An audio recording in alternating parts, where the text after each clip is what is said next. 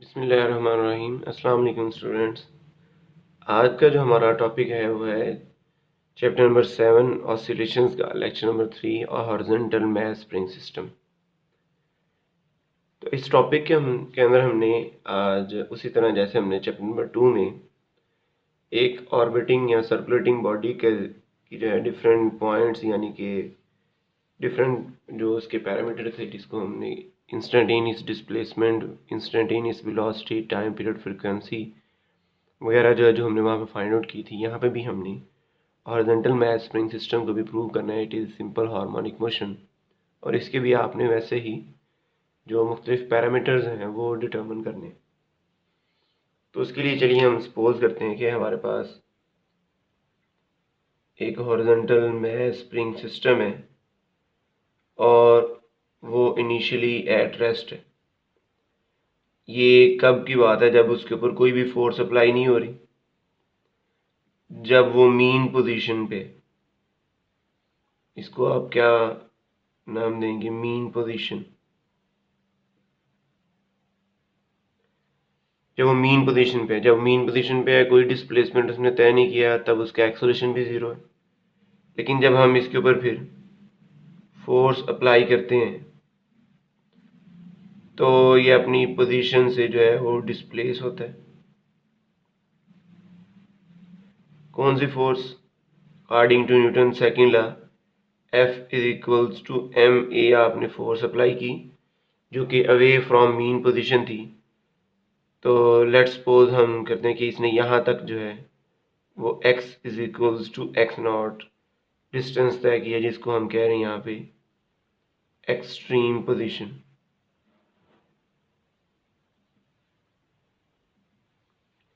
जब आप इसको यहाँ पे लाके छोड़ देंगे तो बॉडी जो है इसके ऊपर एक बैकवर्ड फोर्स अप्लाई हो रही होगी, जिस फोर्स को अकॉर्डिंग टू हुक्स लॉ हम डिटर्मिन करते हैं और उसको हम कहते हैं रिस्टोरिंग फोर्स।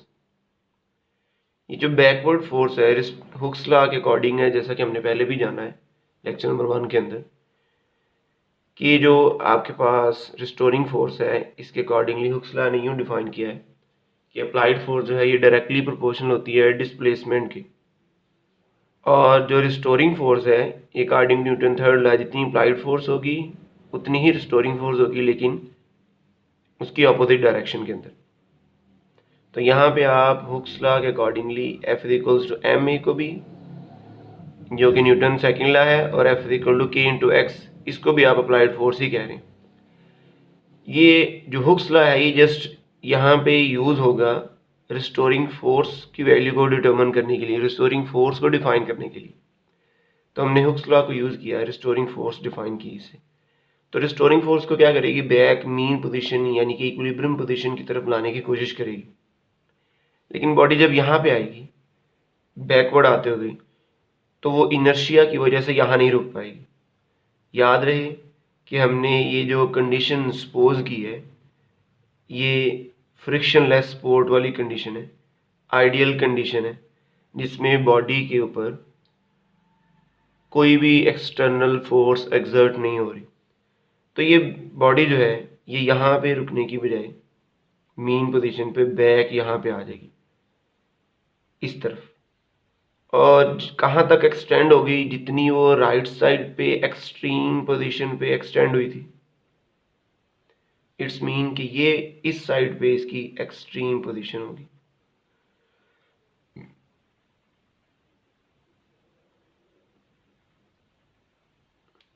तो अगेन जब यहाँ पे पहुंची है तो एक बैक फिर फोर्स अप्लाई हो रिस्टोरिंग। तो अगेन एंड अगेन इसकी वाइब्रेशन जो है इसी मीन पोजीशन के टू एंड फ्रो पीरियोडिकली जो है रिपीट होती रहेगी। अब हमने पर्टिकुलरली यही जो मैंने जो 2-3 टर्म्स यूज़ किए हैं, रेपिटिशन और पीरियोडिकली, इसकी वाइब्रेशन यानी कि फ्रीक्वेंसी और टाइम पीरियड जो है वो हमने इसका डिटर्मिन करना है और देखना ये है कि इसका इंस्टेंटेनियस डिस्प्लेसमेंट और वेलोसिटी का रिलेशन जो है वो क्या है। तो उसके लिए चलिए हम यहाँ पे कहते हैं कि इसके ऊपर अप्लाइड फोर्स जो है वो आपकी न्यूटन सेकंड लॉ के अकॉर्डिंगली किसके इक्वल है? F is equals to M a. और रिस्टोरिंग फोर्स आपके पास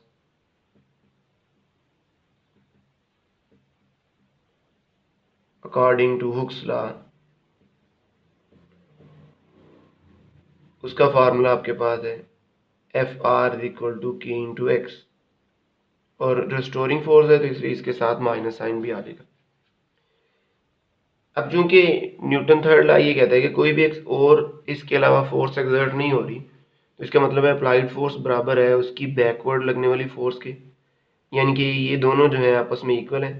तो हम according to Newton third law कहेंगे कि ये दोनों एक एक्शन वाली फोर्स है और एक रिएक्शन फोर्स है। तो इन दोनों की वैल्यू जो है ये दोनों आपस में बराबर है, माइनस के इंटू एक्स। तो एक्सेलेरेशन आपके पास आ जाएगा minus k by m into x के इक्वल। इसको आप कह दें इक्वेशन नंबर 1। अब आप यहाँ पे अगर देखें तो आपको याद होगा चैप्टर नंबर 2 में हमने एक सिंपल हार्मोनिक मोशन बॉडी के लिए जो एक्सेलेरेशन का रिलेशन है वो डिटर्मिन किया हुआ है, जिसको हमने कहा एक सिंपल हार्मोनिक मोशन या सर्कुलेटिंग बॉडी का जो एक्सेलेरेशन है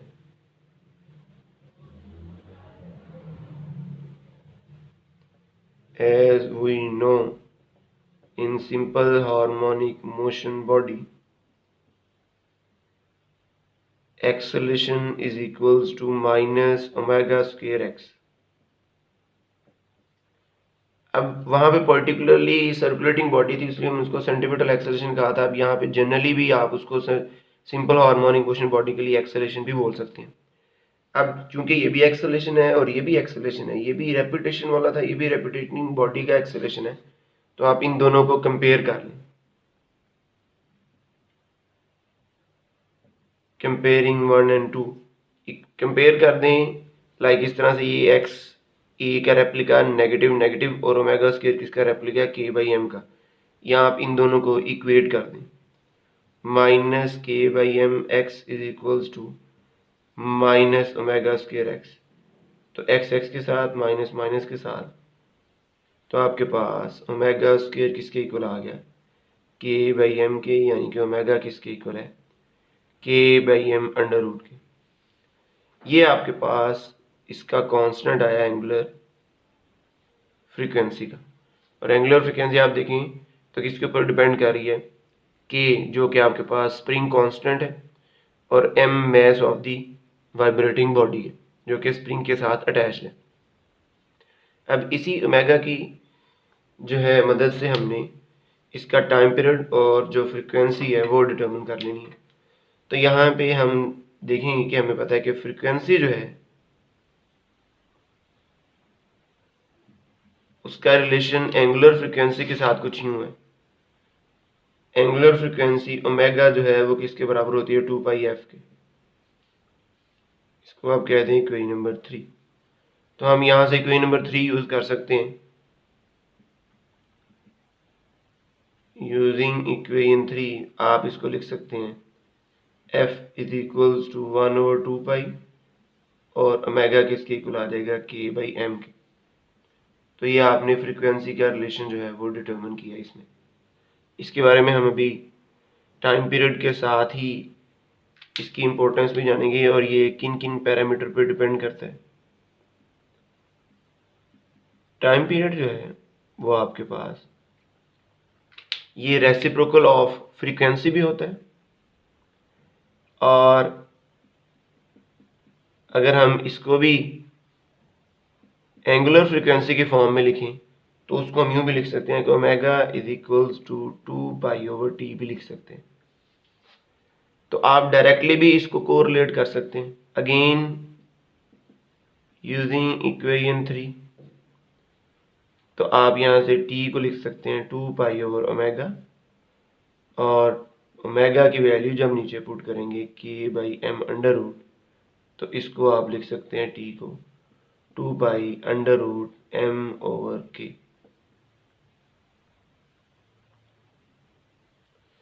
तो इन दोनों रिलेशंस को अगर आप देखें तो इन दोनों रिलेशंस में हमने एक चीज कॉमन देखी है कि दोनों फ्रीक्वेंसी और टाइम पीरियड जो है ये एम्पलीट्यूड या फिर displacement of the vibrating body के ऊपर डिपेंड नहीं कर रहे। Simple harmonic mass spring horizontal mass spring system के डिस्प्लेसमेंट पे डिपेंड नहीं कर रहे, तो ये किस पे डिपेंड कर रहे हैं, मैस के ऊपर और स्प्रिंग कांस्टेंट पे।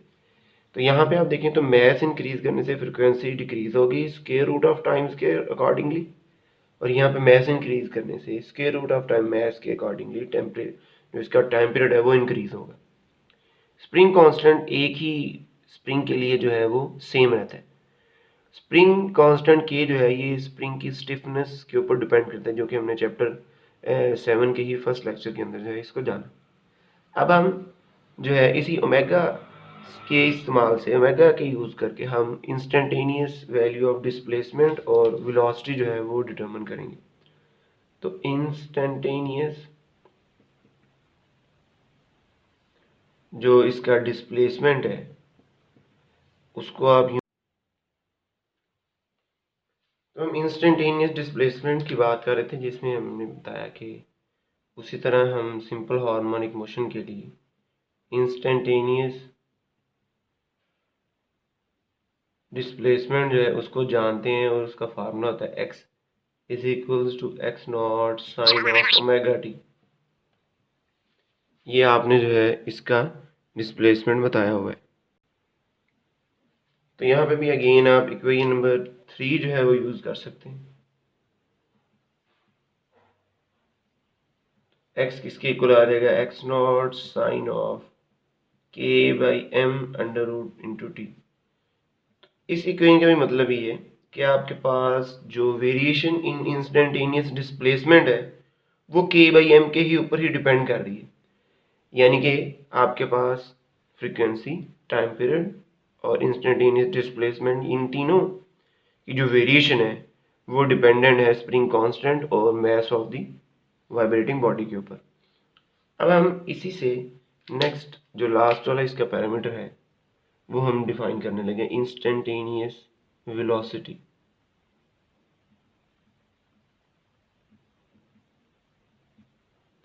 तो इंस्टेंटेनियस वेलोसिटी भी according to simple harmonic motion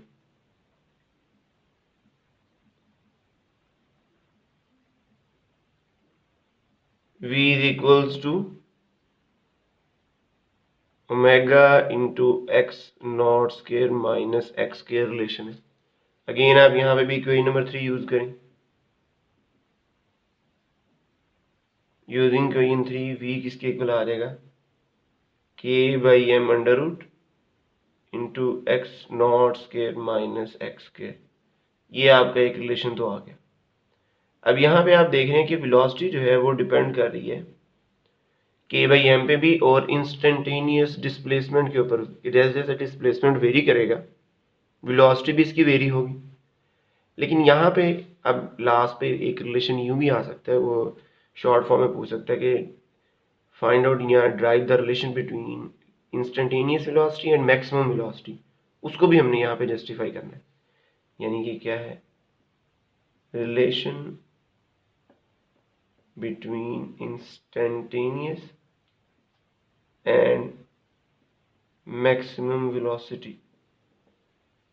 उसके लिए हम क्या करेंगे, हम इसी रिलेशन में v इज इक्वल्स टू के बाई एम अंडर रूट में हम इसकी मॉडिफाइड फॉर्म जो है वो बनाएंगे।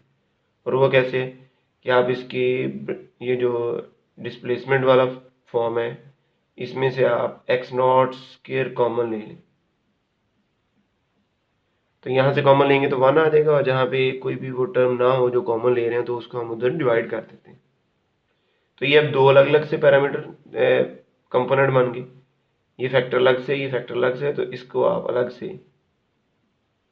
जो है स्क्वायर रूट की फॉर्म में लिख सकते हैं यूँ। तो ये आपके पास आ जाएगा स्टार्ट में k by m into 1 minus x square into x not square. ये आ गया v का रिलेशन। इसको आप कह दें इक्वेशन नंबर 3, 4, 5, 6 एंड 7। अब हम यहाँ पे देखेंगे, हम जानते हैं कि एट मीन पोजीशन वेलोसिटी जो है मैक्सिमम होती है, तो इसलिए हम मीन पोजीशन वाली कंडीशन जो है वो ही सिर्फ यहाँ पे यूज़ करेंगे। मीन पोजीशन पे x क्या होता है 0। जब x 0 होगा तो आपके पास इंस्टेंटेनियस वेलोसिटी v क्या वाकई यहाँ पे मैक्सिमम आ रही है या नहीं। तो उसके लिए हम देख रहे हैं कि 1 माइनस एक्स की जगह क्या आ जाएगा 0 0 और समथिंग 0। तो 1 माइनस 0 1, 1 का स्क्वायर रूट लें तो 1 ही आ जाता है। तो इसका मतलब है इस साइड पे k/m तो कांस्टेंट है और x नॉट आपके पास मैक्सिमम एम्पलीट्यूड मैक्सिमम डिस्प्लेसमेंट है। इसका मतलब है ये जो वेलोसिटी है ये भी क्या होगी मैक्सिमम होगी। तो अब आप इस पैरामीटर को इक्वेशन नंबर 7 में यूज करें तो आप कहेंगे no equation 7 can be written है, उसको आप लिख सकते हैं v इज इक्वल्स टू, ये जो इतना फैक्टर है ये किसके बराबर है v not k, v not under root 1 minus x square into over x not square. तो ये हमने रिलेशन डिटर्मिन किया है between instantaneous velocity and maximum velocity. अब आप यहाँ पे जो है जस्टिफाई कर सकते हैं कि at x is equal to x not extreme position पे जब x के एक्स नॉट पुट करेंगे तो x not over x not क्या आ जाएगा 1। तो 1 माइनस 1 0 आ जाएगा, पूरा फैक्टर 0 हो जाएगा, यानी कि instantaneous velocity at extreme position क्या होगी 0 होगी। तो आपको अगर यहाँ पे याद हो तो हमने एक्सेलरेशन का रिलेशन भी डिटरमिन किया होगा ये वाला। तो आप अब देखें तो हमने instantaneous displacement, instantaneous velocity, instantaneous acceleration, frequency और टाइम पीरियड इस हॉरिजॉन्टल मास स्प्रिंग सिस्टम का डिटरमिन कर लिया। अब इसको अगर हम जो है ओवरऑल जो है वो कंपेयर करें तो आपके पास यहाँ पे मीन पोजीशन पे वेलोसिटी जो है वो मैक्सिमम है लेकिन एक्सेलरेशन जो है वो मिनिमम है, क्योंकि यहाँ पे x की जब वैल्यू 0 पुट करेंगे तो एक्सेलरेशन 0 आ जाएगा। लेकिन आपके पास एक्सट्रीम पोजीशन में तो मैं एक ही जगह पे लिखूंगा दोनों की एक ही जो है वो वैल्यू है। यहाँ पे v जो है वो क्या है मिनिमम और एक्सेलरेशन जो है वो क्या है मैक्सिमम है। ये मीन पोजीशन पे और ये आपके पास एक्सट्रीम पोजीशन पे वेलोसिटी और एक्सेलरेशन की वैल्यू है। लेकिन टाइम पीरियड और फ्रीक्वेंसी जो है ये आप देखें तो मीन और एक्सट्रीम पे डिपेंड नहीं करती, ये तो नंबर ऑफ वाइब्रेशंस के ऊपर डिपेंड करते हैं और ये डिपेंड करते हैं कि बॉडी जो है वो कितनी, जो मैस उसके साथ आपने हैंग किया है जो बॉडी है वो कितनी मैसिव है। तो जितनी ज़्यादा मैसिव होगी टाइम पीरियड उतना ज़्यादा होगा और फ्रीक्वेंसी जो है वो उतनी ही उसकी कम होगी। तो ये था बेटा आपका आज का लेक्चर। इसमें भी हमने प्रूव किया कि आपके पास जो हॉरिजॉन्टल मास स्प्रिंग सिस्टम है इसकी वेरिएशन भी exactly according to simple harmonic motion ही है। तो नेक्स्ट लेक्चर तक के लिए अल्लाह हाफिज़।